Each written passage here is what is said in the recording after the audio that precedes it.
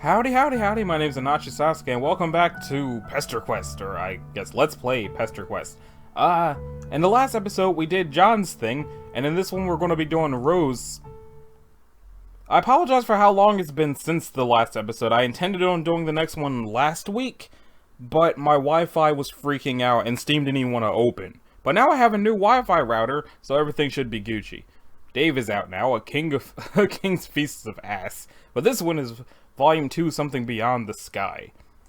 So, only advice of your new friend John, you go to visit one of his close comrades. Close only figuratively speaking, since it seems she lives all the way on the other side of the country.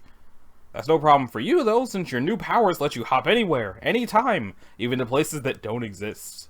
Well, you think your powers let you do that. You just have this distinct metatextual feeling that you could pretty much go anywhere at this point. You know that doesn't make any sense. There's nothing that doesn't make sense about friendship, though, and that's exactly what you're about to do. Friendship, that is. You're about to do some friendship by making a new friend. Her name is... You check your notes. Rose. This is her house, apparently. Looks kind of weird and modern, and it's situated in the middle of the woods for no good reason you can think of. Also, it's pouring rain, which is not what you would describe as ideal friend-making conditions.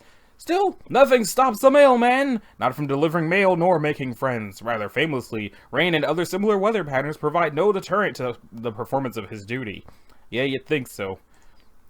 And there's no duty more important than friendship, and the mail. Suddenly, a woodland girl approaches. Who goes there? Oh, it's your new friend Rose, obviously. There's literally no one else this could be. You introduce yourself. You're the cool mailman who John told her to expect a visit from soon. You would doff your mail hat to signal a friendly greeting, except recently you accidentally dropped it into a sewer, along with all of your other mail-specific clothes, as well as all the mail you were supposed to deliver, as you explained to her gratuitously and in an unconvincing manner. It's not a great start, you admit, but you've done much worse. You are not a mailman. Yikes. You're busted almost immediately. You briefly consider whether you should double down on the lie and try to say something mailman-like. Or whether the right call is to come clean since she's clearly too smart for this amateur bullshit. But it's taking a few seconds too long for you to decide, which looks guilty as hell. That's it, the jig's up.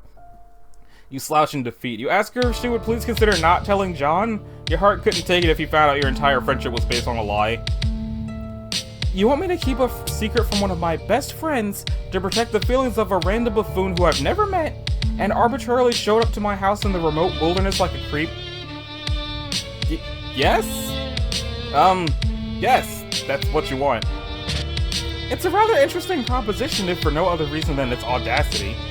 I admire your resolve in the face of humiliation. This doesn't mean we're friends, though. Oof. Rough. Well, that's fine, you're hopeful. Your mind is fuzzy, but you think you remember this. You're good at this. You are excellent at making people like you through underhanded means. You can't wait to take advantage of this 13-year-old girl's goodwill. Okay, wow. Not like that. Let's not be fucking weird. In fact, let's be the last creepy. Let that be the last creepy thought you have for comical purposes. S-grade jokes only. Let's all get our brains out of the gutter.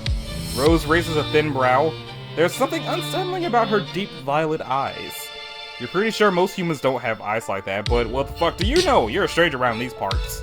Wait, aren't you a human too?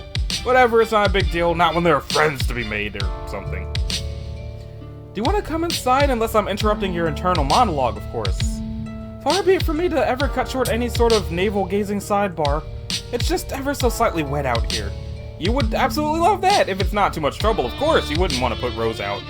You're lying, though. You're 100% fine with being absolutely infuriatingly obnoxious if it means making a friend. Rose purses her lips, considering.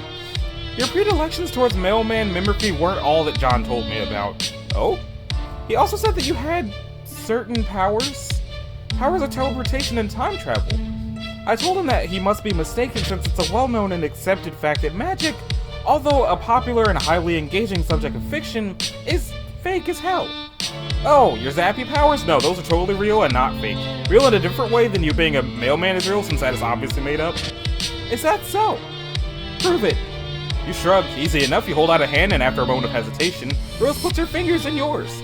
Her nails are long and sharp and painted a glossy black. She closes her eyes and her umbrella droops. Should I picture my room or something similar? I'm not quite sure how this is supposed to work. She still thinks you're fucking with her. You tell her that you guess she can do that if she wants. You zap the two of you inside the big modern house, and when you open your eyes, you find yourself in a large, messy bedroom with a Cthulhu in the corner. I wouldn't have expected her room to be messy. I haven't really thought about it. And it appears to be April 1, 2, 3, 4, 5, 6, 7, 8, 9, 10, 11, 12, 13th. Still the 13th. Oh! She drops her umbrella. You really did that. Rose stands in the center of her room in full rain gear. Her boots track muddy prints into the thick white carpet. Surprise! You really are magic! Rose puts a small hand against her perfectly painted black lips. She seems momentarily lost for words, and you get the feeling this is not a thing that happens very often. Her eyes are wide and deeply purple. They're sparkling, you might even say. Hold on, I'll be right back. Stay here. Don't go out into the hall. It's not safe. You tell Rose to take her time. You're happy to just stand here dripping onto her nice clean floor. She leaves the room, and you take the opportunity to examine your surroundings a little more closely. The bed is unmade, books are strewn over the floor carelessly, and a collection of half-drunk cups of coffee crowd the desk. Half-finished knitting projects lie in soft piles all over the room. In fact, there's a lot of evidence that this room is often occupied by someone with a lot of interest who has trouble settling down and putting her attention to one thing at a time. Man, you relate. Not with interest, but with friends. You can't imagine settling for just one. Rose has a number of posters on her walls, although nowhere near as many as your friend John. A calendar hangs beside the window, days ticked off with a little circle with little X's all the way up to 4/13, which is circled. You step closer to read the year date up in the corner, 2009. But what the hell do you care about the date? You can make friends any day in the damn week, rain or shine, night or day. Rose sure's taking a while out there. She told you that it wasn't safe out in the hall. Maybe she hadn't just been quipping? Maybe she's actually in trouble? What should you do? I'm gonna stay put. Your patience pays off almost at once. Rose is back and looking significantly more put together. Also, she's brought you a towel. Here. I'm not overly attached to anything in here. It's mostly just childish nonsense I haven't yet bothered to rid myself of, but I'd appreciate it if you tried not to drip on any of the notebooks. She's changed out of her raincoat and boots, and she's dressed in a neat black skirt and a white shirt with a purple blob thing with tentacles. What is it with these kids and their blob shirts? Now that's dealt with. Please, sit down. She crosses her legs. You suddenly feel like you're at a job interview? Friend interview? You wish you were a little less damp. Actually, let's switch places. You're still pretty wet. You don't want to get her bedspread messed up. Don't worry about it. That's what washing machines are for. Now, let's talk about magic. Which, up until now, I've always taken for granted as being something confined to storybooks. Rose takes a wistful look towards her bedroom window, grayed over and blurry with raindrops. You get the feeling that she's doing it for effect. Maybe that's why she wanted you to switch places with her. And then comes you, the not a mailman with a penchant for showing up and attempting to make friends with unwitting children. Well, fair. She's got you there, but honestly, she might be a child, but she really doesn't seem to be unwitting. On the contrary, she's really quite witty? I'm glad you noticed. She folds her hands and clears her throat. You think that if she had any notes, she'd be shuffling them. And so the question remains, are you a good witch or a bad witch? Or are you a wizard? We've already established that you're not a public servant. Is there a difference between a witch and wizard? Of course there is. But exactly how specific a difference can vary. According to some works of fiction, a wizard is just a witch's male counterpart. But in certain mythologies, for instance, Arthurian legend, the difference appears to be class-based. Wizards reside at court and are classically trained, while witches are self-taught and run wild through the forest. I won't deny those differences tend to often be gendered as well. You ask her which one she is, a witch or a wizard. Me? Rose shifts, uncrossing and recrossing her legs. You shrug and say she just seems to know a lot about them. I know a thing or two, but can I tell you a secret? Oh my god, Rose, she has no idea how much I would love to hear her secret. I find them wizards, utterly reprehensible. They disgust me, everything from their foppish robes to their grizzled beards. It's my mother who is the wizard enthusiast in this house. Although, she glances from side to side theatrically, most of the things Rose does seem to be at least a little bit theatrical. She kneels on the carpet beside the clutter of books. I don't show these to many people. Actually, I haven't shown them to anyone. Not even John? John seemed a pretty cool guy. Definitely a guy worth sharing a few secret notebooks with. Rose laughs. No, I haven't shown them to John, and I've only shown Strider to punish him. You nod, pretending that you totally know who this Strider person is. You are a totally normal dude with an absolutely ungodly number of friends. A shadow moves to the center of through the center of you, a trembling moment of deja vu. You do have a lot of friends, don't you? That feels true, but the only people you know here are John and now Rose. Weird. You try to put it from your mind and listen to Rose again. She's still talking about this mysterious Strider, flipping through one of the journals, too quickly for you to see anything specific, only that it is full from cover to cover.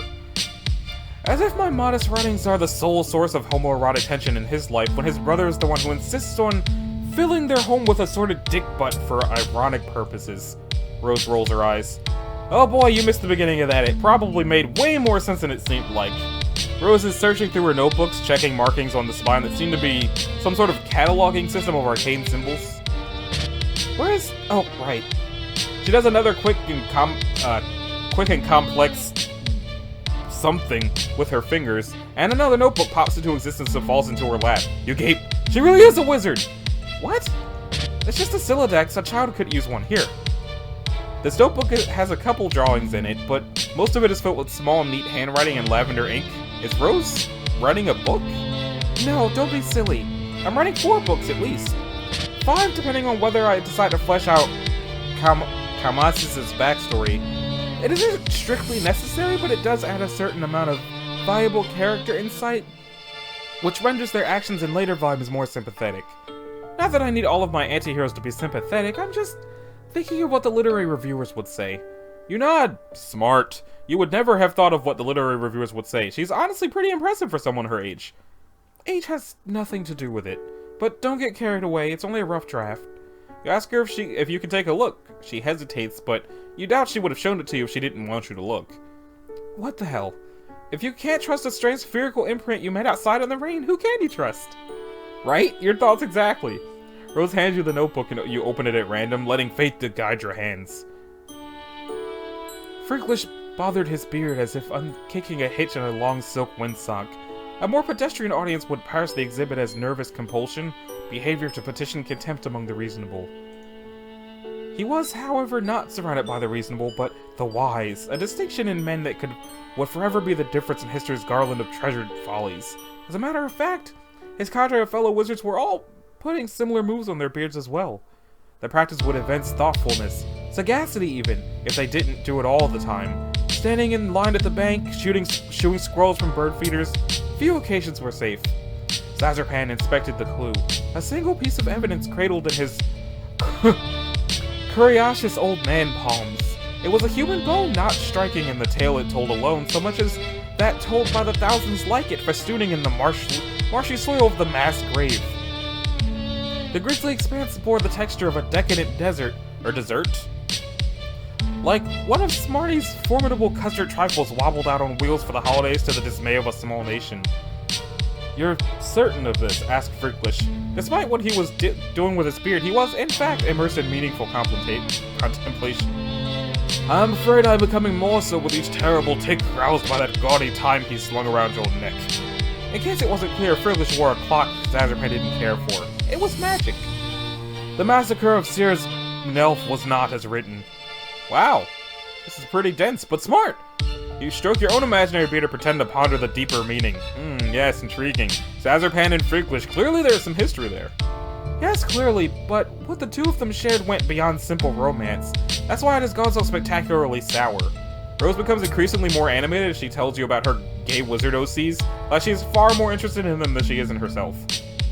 They share an intellectual bond, and a mutual dedication to knowledge and the preservation of such. The goal of the learned is to amass their wisdom and keep it from general dissemination into the main populace of wizards. They feed it to their apprentices in drips and drabs. Of course, this will eventually lead to ruin. Of course, you flip further in the book, searching for the part where it leads to ruin. Ruin sounds interesting. Zazarpan knew he would see his wayward apprentice again. Knew it like he knew the tide would turn and the sun would blaze to its zenith as each inexorable day passed. Now they stood diametrically opposed across an overgrown chessboard. His apprentice's eyes were hidden behind dark glasses, but Zazarpan knew that if he could see them, they would be riddled with the madness of the void. Kalmasis wasn't here for justice or revenge. They were here exclusively because Zazarpan had something they wanted. Something they were owed. You flip through the notebook, checking out the drawings. There are a lot of wizards, each more bearded and venerable than the last. One of the pictures, the most recent maybe, since it's on the very last page of this journal, is of two young wizards, twins maybe? They have gray hair and are wearing slick green suits and are standing back to back with their arms entwined, staring into the middle distance. It's very anime. You compliment Rose on her artistic prowess. Yes, thank you, they're alright. I'm a much better writer than I am an artist. You tell her you think she's really good, way better than you. You're absolutely positive she's going to be famous one day. I appreciate the encouragement even though I know you're just trying to flatter me due to your strange thirst for affirmative experiences. John told me all about that. Damn, busted. But you really do think she's talented. It's fine. It's not as if my social calendar is over full out here in the middle of the woods. Don't tell anyone I said that I don't have many friends. And don't tell them I've been drawing. He'd be insufferable. He? Never mind. You assure Rose that her secrets are safe and hand her back her journal. You're really excited about your new friend, if you might be so bold, and her wizard stories, although... Wait, hadn't she just said she hated wizards? What's your point? Well, you're no expert on wizards or on Rose, but it seems like she actually does seem to like them because she has several notebooks full of wizard fiction? You aren't trying to get, like, real here, but maybe it's possible her mom isn't the only one in the family who likes wizards? Rose pulls her book out of your hands, that and the rest of the books vanish into thin air. Oh right, that must have been that, what did she call it? Silodex? Doesn't look angry exactly, but the lines around her mouth and eyes that softened as she talked about her book have hardened back up. Her eyes glitter menacingly. Oh, is that right, Freud? Well, why don't you diagnose me? Oh, hey, wow, you weren't trying to be condescending or whatever. Clearly. Were you aware that it is a common psychological phenomenon for an individual to react to trauma by creating fictional representations of that which has caused them bodily harm or emotional dismay? To suggest that the portrayal of these fictional renderings somehow condones them or supports them is absolutely absurd. So, what she's saying is she draws wizards to cope. Rose rises regally to her feet. The lightning turns her to an ethereal silhouette. What I'm saying is that I don't need to justify my fictional predilections to you or to anyone else. No, she's totally right. You're sorry that you suggested she might like wizards. It was hardly presumptuous, and not at all the way a friend should act. You were so sorry. You promise it will never happen again. No, I don't suppose it will. It's probably just because Rose's hair is such a pale blonde, but it almost looks like she's glowing in the dim bedroom. Like, light behaves a little differently around her than it does on everything else. Would you look at that? It appears the rain has lightened up a bit. The rain is hitting the window so loudly you're actually having trouble hearing her. And your point is? You can just zap yourself out to where the weather is drier. Fuck off. Go zap yourself. Well, that took a long time to get to a bad ending. Okay, then. I imagine the next bad ending is, like, right smack at the beginning. No. Man, you guess today is the day where you get owned by teens. She's totally right. What are you even doing wandering up to her house without even calling for us? It's just totally disrespectful of her time. No need to self-flagellate. It was a simple suggestion to critically examine your motivations and actions in the future. No, she's right. You're going. You zap away, aiming for a spot a half-mile away into the woods where you can become properly soaked and miserable, but instead of trees, you find yourself standing in front of a bank of computers? Shit, you misfired. Wait, you remember seeing a big structure off in the distance when you were in front of Rose's house. You figured it was just some sort of office building, but this looks more like a factory or a secret research lab. The computers show coordinates on a screen that don't mean anything to you. A countdown clock is frozen on 4:13. All of this has the trappings of tableaus someone set up for you to see. Turning away from the screens, you wander down a long line of gleaming science fiction equipment. It reminds you of pictures of old computers from the 1950s, the ones that took up entire rooms. You bet you could go back and visit some of those if you zapped hard enough. You wander through a whole maze of halls and wide echoing rooms that aren't pictured because of our art budget is only so big. But take it as a certainty that they're all very mysterious. Eventually, you circle back to a strange bank of screens. Nervously, you hit a few keys, tap a few fingers against the readouts. Nothing, it's all locked down. You think if you could only get these screens to unlock, you could unravel the secrets to life, the universe, and everything. Or maybe it's your memories you're trying to unlock. Maybe then you'll understand the seething waters of this endless ocean of time and space intertwining in the... Meow! Meow? Meow! You turn around expecting a cat, and you do get a cat. A very adorable black kitten, tiny and soft with far more eyes than a cat should have. Aww! But the cat isn't the only thing here. A woman in a sleek white lab coat and sensible heels holds the cat, pinning you to the spot with her gaze, or at least you assume she is. Her hair is in her eyes and the light is behind her, so all you can see of her face are her painted lips. I think it's interesting that they have Rose's mom, who is actually Roxy, we know this, having vodka mutini in the secret lab. Sorry ma'am, you absolutely didn't mean to trespass in her secret science lab. You actually aren't lying, you really did just fuck up this time. The lady puts the cat down slowly, where it rolls on its back and bats a paw playfully in the air. Aww! Cats are great! Even mutant cats, maybe especially mutant cats? This little guy should have a name. You think you'll name him Cryptid McWhiskers? Yeah, Cryptid McWhiskers is a great name. In fact, you can't imagine anyone ever naming this cat anything else, except Vodka Mutini. You hold out a hand to Cryptid McWhiskers and wriggle your fingers. It rolls onto its back, back onto its feet, and it saunters over to you. Oh! It is as soft and fluffy as it looks, and its 4 eyes blink up at you with utter trust. At least this kitty will be your friend. The ominous clack of heels on cement reminds you that you and Cryptid McWhiskers are not alone. While you were busy with the kitty cat, the very intimidating and well-coiffed lady has walked over to the bank of screens. She presses a button, and it must have some sort of fingerprint recognition or retinal scanning, or maybe she's just better at things than you are, because it works for her.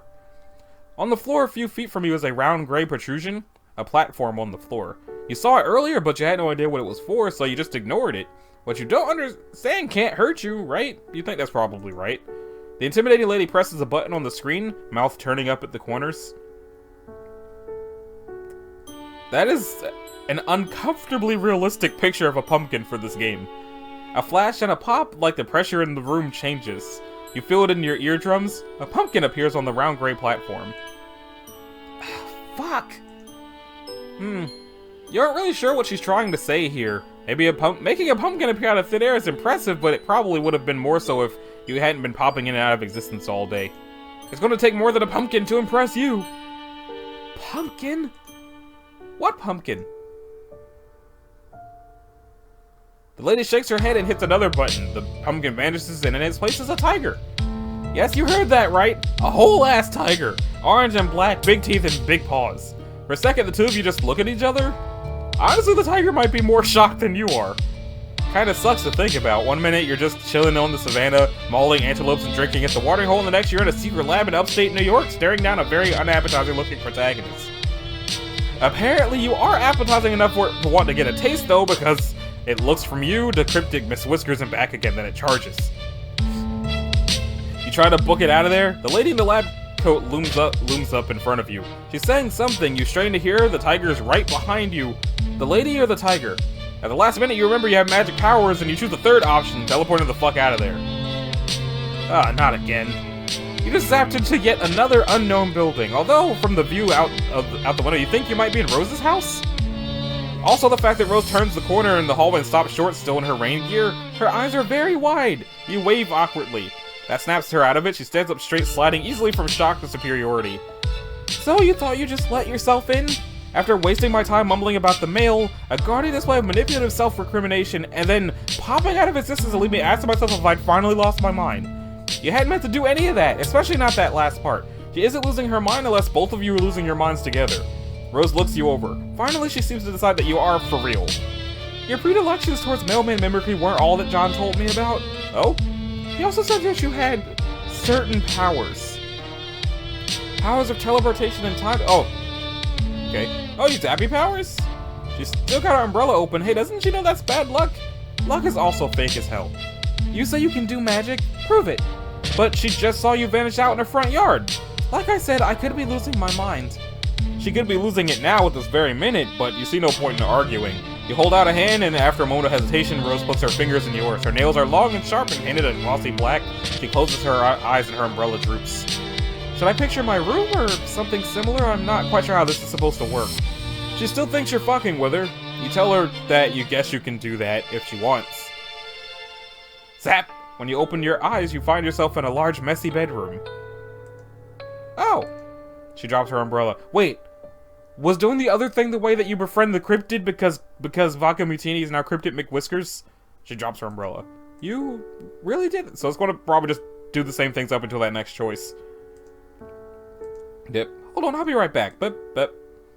Blip, blip, blip, blip, blip, blip, blip, blip. Go look for her. You're too anxious to sit still, and you aren't the sort of person who just sits there and waits for friend opportunities to fall into their lap. Better to run headlong into danger, or as much danger as a minimalist upper-middle-class house in the middle of the woods can offer. Rose had told you that it isn't safe. You creep out into the hallway, where a bunch of things happen more or less simultaneously. A deluge of quick-time events that you had no idea were coming. Lightning flashes in a perfect jagged line across the tall window at the end of the hall, followed immediately by a crash of thunder so loud you think the house might be falling down. Abruptly, all the lights go out. Another flash of lightning, and for a vertiginous moment, you see a long, thin figure superimposed against the window. You freak the fuck out, jumping about a foot in the air and yowling like a cat. A small hand lands on your shoulder and you jump again. Calm down, it's just me. Rose speaks in a normal tone of voice and it's jarring. The house is echoey and cavernous, and there's just something about a dark house on a stormy evening that makes you want to whisper. I told you to stay put for a reason. It's too early for my mother to be sauced enough not to notice random strangers in her house, and I don't want you to go through the tedious process of explaining who you are. You have a perfectly understandable reason for why you left, and that is that you were lonely. Rose snorts. Cold! You were cold. Well, you are soaking wet. Follow me. She grabs you by the wrist and tows you down the hall. You wonder if you should warn her about the strange wraith-like creature you saw by the window, but you don't want to freak her out. Although her mom might be at risk too. Whatever, moms are tough. She'll be fine. This probably isn't the first time she's gone toe-to-toe with a weird Slenderman. This house looks haunted as shit. Rose brings you to a dark laundry room, then motions you to take off your hoodie, which you do, gladly, because it's soaking wet. That's interesting. The design on the front, does it mean anything? Oh yeah, it is kinda cool. A blue line that zigzags on one end like lightning. Looking at it makes you feel unsettled. You realize Rose is still waiting for a response, so you just hand her the hoodie and tell her, no, you're pretty sure it's just an abstract sign. Then you stand there while she tosses the sweatshirt into the dryer, feeling the alarming currents of memory in your bloodstream. You're sure there must be something you forgot to do. You continue to feel weird as dryer hits the Rose. Rose hits the dryer button and nothing happens. Fuck. She hits the button a few more times as if that will make a bit of difference when the power's out. She presses her thumb and forefinger to the bridge of her nose. Oh, you aren't going to fit into anything of mine. She leads you down more along the dark hallways. Man, this house is unreasonably huge. You ask Rose if a lot of people live here. No, it's just me, my mother, and a horde of liquids not soluble in water. Here, try not to drip on the carpet. You aren't sure how you're supposed to manage that, but okay. This room is large and dark, and when Rose parts the curtains, a flash of lightning illuminates a four-poster bed, a long counter, and a shelf covered head to foot in bottles. Rose vanishes through another door, leaving you to peruse. This is all liquor. Shit, this is a lot of booze. Here, I'm not sure what you would want to wear, but this should work until the power comes back on and we can dry your clothes. Rose hands you a long silk robe. She won't miss this. I don't think she's ever even worn it. She has this whole closet full of fantastic clothes that she never puts on. You take the robe and go into the large master bathroom. It's kind of a mess. The tub looks like it hasn't been cleaned in a long time.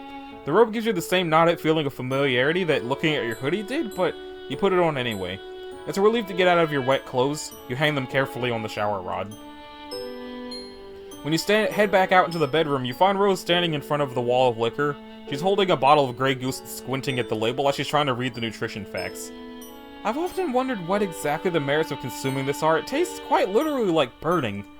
She opens the bottle, and before you can protest that she is by no means a legal drinking age in wherever the fuck you are, she puts the bottle to her mouth and takes a sip. She splutters. Blah!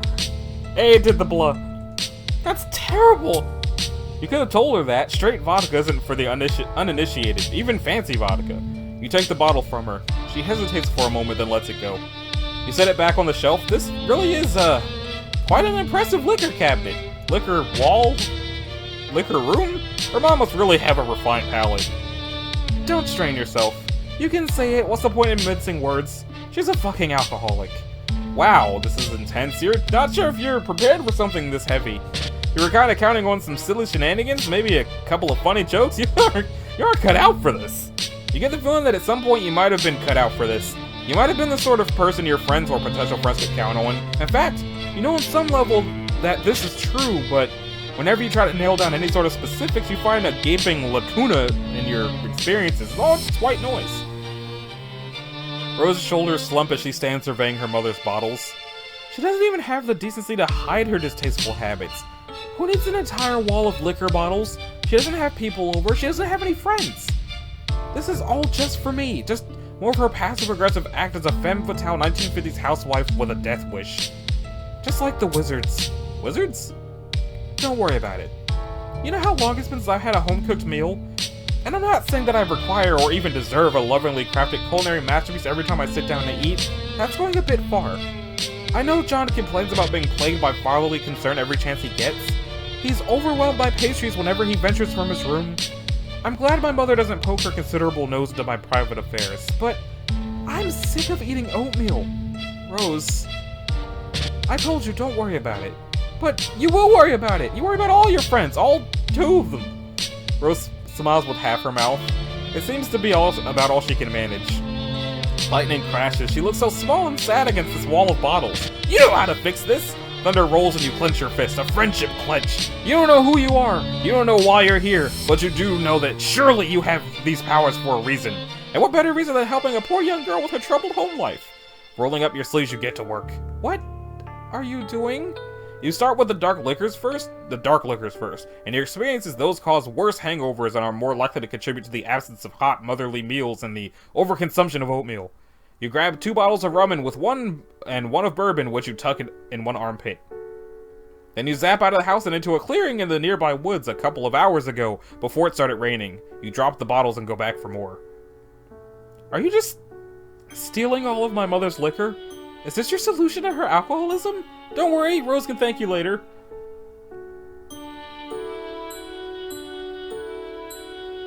I was kind of expecting the background of the alcohol to actually be going away. You go for the tequila next, then the vodka, then you get sick of this organized approach and just start grabbing whatever the fuck and dumping it into the past.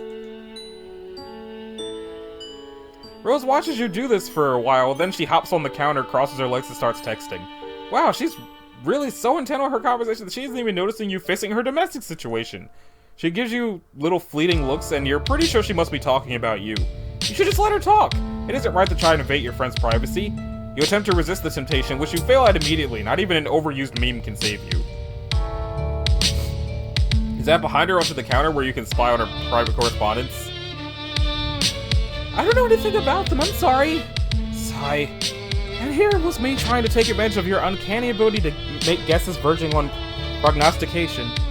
I'm recently considering a reevaluation on magic. You don't know who this person is. Maybe you should just... You go back in time to a couple of minutes ago to when Rose started her conversation. Your past self is busily zapping back and forth carrying liquor bottles. You hunker down so you don't see yourself and cause a paradox or whatever the fuck.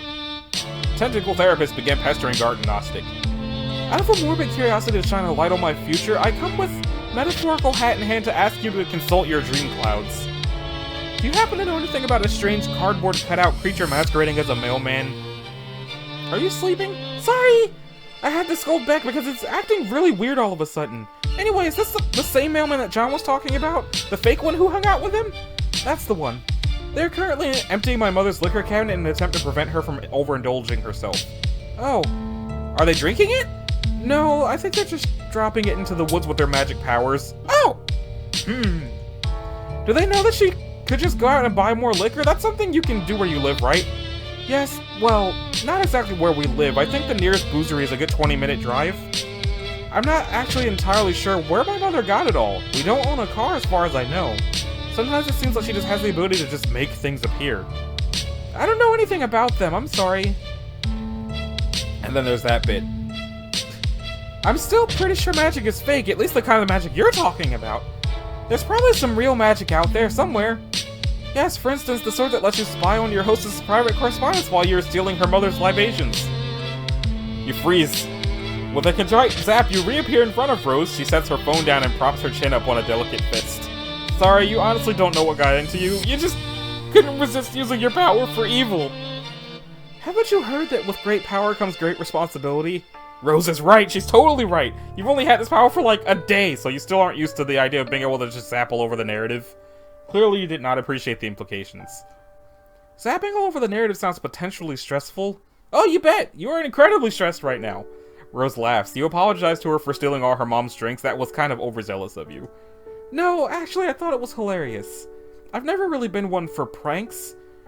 That's always fallen more in John's wheelhouse, but there's nothing wrong in occasionally stepping outside of one's comfort zone. Let's do the vodka next. The two of you working together gets the place cleared out pretty quick.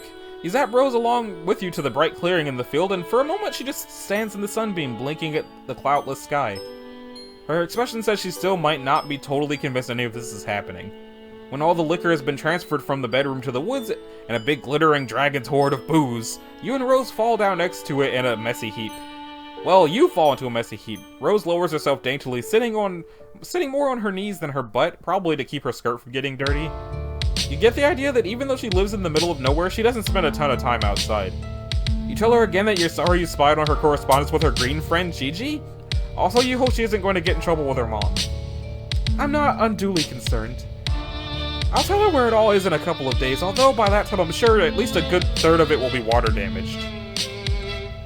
I'm sure this will have fantastic implications for our relationship and not at all exacerbate the emotional problems underlying her addiction. You laugh awkwardly, well now you kind of just feel like an asshole. Rose lies back on the grass and raises a hand to trace the curves of a fluffy white cloud. She closes her eyes. Perhaps it's just a projection on my part or wishful thinking. But ever since I met you, I feel like something has changed. Or rather, something has failed to change, if that makes any sense. It's probably nothing. Her eyes flicker back open, endlessly purple, fixed on the sky like she can see something beyond it, and once again you feel there's something really crucial that you forgot. But at least you've made a new friend, and even if you don't think Rose's brand would ever allow her to call you as such, you're lying at a sunny clearing next to a pile of alcohol, and honestly, it doesn't get much friendlier than that.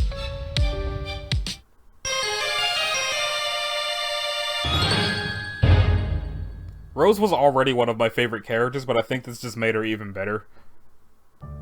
Also, I guess there's no second bad ending, because I did all of the choices that were at my disposal. Unless I missed one? I think I might have missed one. But first, chum roll.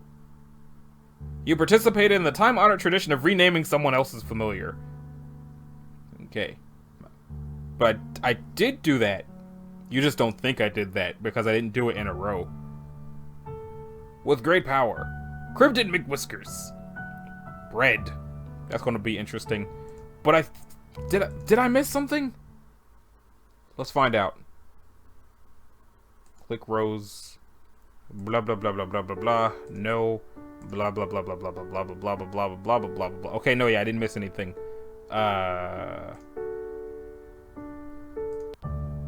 Okay, so that does it for this episode of Let's Play Pesterquest. In the next episode, we're going to see how Dave is doing, and that should be fun. So, this has been Anachi Sasuke. This was, well, I already said what it is. If you liked it, a like and a subscribe will be groovy. If you didn't, you don't need to do either one of those things. And I will see y'all in the next one. Later.